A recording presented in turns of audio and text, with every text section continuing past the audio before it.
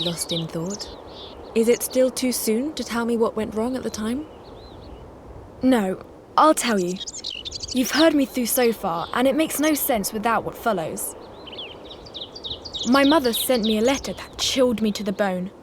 My father had been taken prisoner by his own superiors. The conflict my father was involved in had escalated, and he was ordered to join his regiment for manoeuvres. He'd been lucky enough to never have to fight, and he refused point blank. The military tribunal arrested him immediately, and he was prohibited from contacting his family. That's terrible. The news was too much to bear. I suddenly regretted all the time we hadn't spent together because I'd been so selfish. I had wanted to live in a bubble with Ethan and hadn't understood how important some things were. Now it was too late. I decided life was going to change and I would start helping others. I joined anti-war protest groups and demonstrated against the army. I organised meetings with veterans who had seen the horrors of war.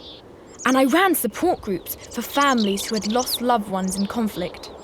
Ethan was a proud military man and didn't agree with my opinions. Our relationship died a death because I turned my back on my personal happiness. I saw I could help people and understand them. I was reaching out to the world once more. You told me Patrick came to see you, but you refused to join the academy. So how come you're here now? It sounds like you had so much else to do. Later, I thought a lot about the academy. The problem with protest groups is that nobody pays any attention to them. I came to understand the power of the media. If my point across was to get across, I had to become someone important. Someone with a TV or magazine face. I think I get the picture. You wanted to become a champion horse rider so people would pay more attention to your message. I'd never lost my love of horses. It looked like a great way of using my skills to serve my ideals. It's a beautiful idea.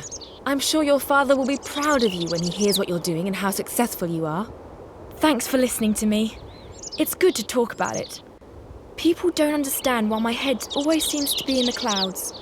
I can't stop thinking about my father. I am sorry for your father. Don't worry.